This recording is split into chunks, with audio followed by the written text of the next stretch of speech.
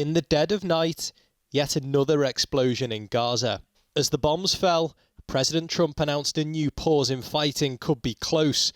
Writing on social media, Israel has agreed to the necessary conditions to finalise the 60-day ceasefire, he said.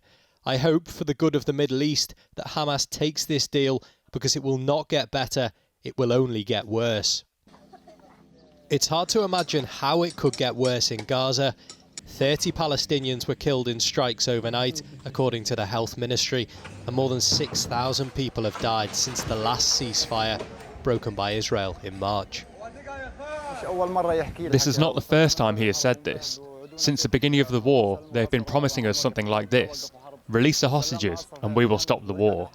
They did not stop the war. Around 50 hostages remain in Gaza. It's thought less than half are still alive. Israel believes some are held by Hamas in tunnels. The IDF claims this video shows the destruction of such networks under Khan Yunis. Hamas, meanwhile, says it's ready for a ceasefire if it brings an end to the war.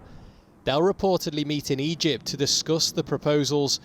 All eyes, though, as ever, will be on Trump. He's set to welcome Benjamin Netanyahu back to the White House next week. Well, he's coming here. We're going to talk about a lot of things. We're going to talk about the great success we had. I mean, we had an incredible, in Iran, we had an incredible success, like really nobody's had in many, many years. We're also going to talk about Gaza. We want to get the rest. We got a lot of hostages back, but we're going to talk about Gaza. Netanyahu faces continued pressure at home to end the war. Protesters outside his office in Jerusalem yesterday called for an agreement to free the hostages. 634 days. It's just hard for me to believe. It seems to me that our government are not taking the right direction to end this war and to bring these people home. There are reports Netanyahu's stance has shifted, now favouring the release of hostages over the elimination of Hamas. And compromise is needed from both sides to make any agreement succeed, where so many attempts have failed. In Gaza, meanwhile, the grim reality of this conflict remains. Every time they say the war is ending, they kill us, the death toll rises, and we lose more of our loved ones. If they wanted to end the war, it would have ended a long time ago. This war will not end, but it is a war that will end us. In a population devastated by 21 months of war, it's no surprise they feel they've heard it all before. So, Yaakov, do you think that this deal actually, on the table, has a chance of getting off the table into reality? I definitely do, Matt, and I'll explain why. I think there's three main reasons. The first is the fact that Israel has accepted the proposal that the Americans put together, a 60-day ceasefire during which the remaining hostages would be released, and Israel, for the most part, would withdraw its forces from the Gaza Strip, and this would be the end of this very long war that began on October 7th, 2023, with the Hamas invasion of Israel. But the second factor is that Iran today is weaker and Hamas is more isolated as a result. Iran was the great sponsor, funder, supporter of Hamas. And the fact that after the Israeli-American attacks against Iran, they are weaker, that does put Hamas in a more isolated position and a weaker position. And then there's the third factor, and that is that Donald Trump is putting a lot of his political capital here. As you mentioned before, he's tweeting about it, he's posting about it, he's talking about it, he's voicing optimism about it, and he's bringing Israel's Prime Minister Benjamin Netanyahu to Washington next week, where he's going to try to put him in that corner and get him to agree to an end to this war. Israel needs two to tango. It needs Hamas. But if this is the momentum in that direction, I think that we can have some optimism that we might be nearing the end of this war. But, there was a deal on the table. It was working. It involved two phases. It was brokered by the Trump administration, the Biden administration. This is before Trump actually came to power, just a few days before. And it was agreed by the Israelis and Hamas. It lasted for a few months. Some of the hostages were released. And then the Israelis broke that deal. They broke the ceasefire. And in the interim, thousands of more people have been killed in Gaza. Probably more hostages have died. They certainly haven't been released. We've had the whole debacle about the aid distribution. people being, killed while trying to get hold of food aid and so on. I mean, it's been a disaster for everyone, really. So I wonder what makes you think that this time around it will be any better. Look, I agree with you that this is a tragedy. It's a tragedy for all sides. First and foremost, for those hostages that I think are still being held, the ones who are alive, almost 2 years in captivity, but also, and maybe to the same level, to the people of the Gaza Strip, the Palestinians, the civilians, who have really suffered and are continuing to suffer because of what Hamas has done and the continuation of this war. And it has to come to an end, but it has to come to an end in a way. But I want to say, it's not just what Hamas has done, it's what the IDF is doing to them as well. I mean, there was a piece in Haaretz a couple of days ago, that is IDF soldiers told by their superiors to shoot at unarmed civilians in aid queues. I mean, this is, and they're looking into these allegations. I mean, it's not all Hamas, is it? Let's be honest. First of all, being honest, I don't know that I can say that everything that's written in a newspaper is the fact. Unfortunately, even though you are a journalist and I've spent 25 years in journalism, I think we both know that what appears in the pages of a newspaper is not going to be objective. But with that said, I'll say again, there is a tragedy that has unfolded in the Gaza Strip. I would say that the blame of that belongs to Hamas, the way it embeds itself in civilian infrastructure. But I put that aside for a moment. We both want this war to end, and I think that Israel genuinely, at this stage, wants the war to end, but by getting back its people and having security guarantees that Hamas will not be able to launch another October 7th style attack again in the future. I personally believe that what's happened in Gaza, the degradation of Hamas, the weakening of Hamas, the destruction of most of its military infrastructure gives Israel those security guarantees today. But there are still people within the military and the defense establishment here that want to see more of Hamas weakened, because as we just saw last week, 7 soldiers killed. They still have the ability to fight back in guerrilla-style warfare. Okay, so are you any clearer about what the Netanyahu government has in mind for how the Gaza Strip should be governed in the future? Because from the very beginning of this war, we've been asking, what's the plan for the so-called day after? And as far as I can see, there isn't a plan yet. Can you see a plan? Unfortunately, I don't yet see the clarity on what that so-called day after plan looks like. And this is something that I believe is a flaw in Israel's strategic planning. Every military operation does have to have that political process, that political resolution that is needed for it to end. We see that with Iran after the blows that it sustained to its nuclear program.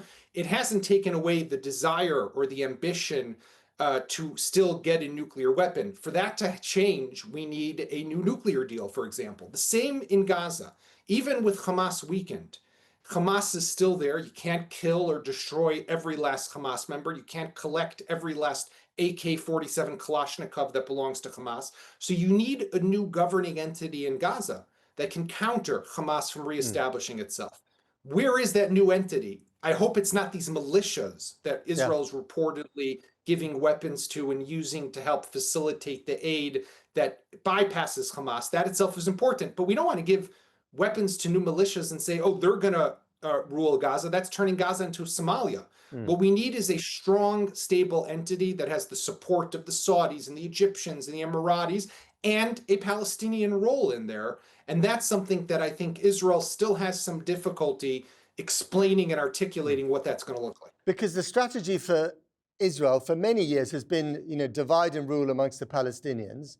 I remember, I lived in Israel in 1989 when, the Shin Bet was helping to create Hamas. I mean, giving them money because they were taking on Fatah, which was then the big enemy of Israel. And I just wonder if they're, repeating the same mistake all over again with these armed groups that are being helped by the Israelis at the moment inside the Gaza Strip. If that's the strategy, then it is a very bad strategy, because you are right to some extent, Matt, that back in the 1980s, when it wasn't yet Hamas, it was called the Islamiyah, Mujama al-Islamiyah. It was the Islamic movement that was founded by Sheikh Yassin. Israel saw them collecting weapons, but viewed it as a counterweight to the PLO, to Fatah. They were the guys who were believed to be the bad ones. But if we're going to think that now giving weapons and supporting another armed militia is what's going to solve the problem, That's bad thinking and that's bad policy. What's needed in Gaza is a stable government that can de-radicalize the Gaza Strip, that can change the culture, the education system, can rebuild it, can help the people there who really need to get a better life. And I think we all agree those people deserve a better life, but can also prevent Hamas from rebuilding itself. And once again, in a year, 2, 5, or 10, launching another October 7th style attack that will only take us backwards. But a final question, Yaakov. I mean, isn't the real problem here is that, you know, after what the IDF has done in the Gaza Strip, the wholesale physical destruction of the place, rendering it economically unviable, you know, the tens of thousands of civilian deaths, that there will eventually emerge an organization, whether it's called Hamas or Islamic Jihad or something entirely different, that is so hating, you know, so hates Israel and hates, you know, every Israeli, that this problem will just not go away. And you can't just blame the extremists. You have to look in the mirror and say, what have we done to this population that it behaves in such a way? But, you know, Matt, with the same, you know, vein, I could say Israel pulled out of Gaza in 2005, handed it over to the Palestinians. And what did they do?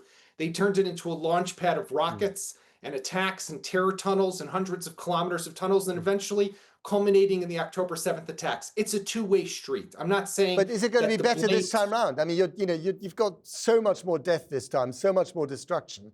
You know, and you have that death and that destruction and that trauma also on the Israeli side. And for that reason, what we do need for stability and for the potential for there to be an everlasting peace is for a de-radicalization in Gaza, because extremists will try to rise up. They will try to take advantage.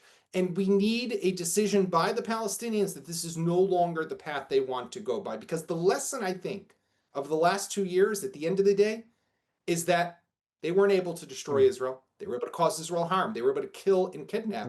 But Israel is stronger militarily. Hopefully that lesson has settled in. Right.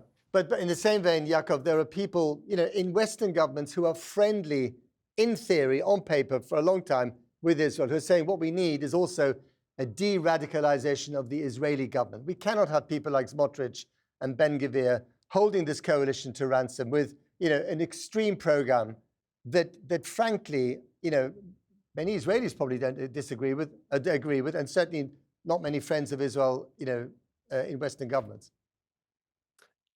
First of all, I think I've said that I would want to see a better plan. I want to see a plan articulated, and I agree, Matt, that there is a problem when the coalition right now is held hostage to some extent by the more fringe extreme elements. But let's not make a moral equivalence. That's where I'll draw the line. What's happening with Hamas and what's happening with a political system in a democratic country like Israel are two very different things. At the end of the day, yes, the Israeli government has a responsibility to do what's right for its country, for this region, and for the two people who live in this land. But Bezalel Smotrich and Yahya Sinwar, who was the leader of Hamas, they're very different. These are not the same people, and I don't think we should be comparing between the two of them. A discussion for another time. Yaakov Katz, thank you very much for joining us. Thank you.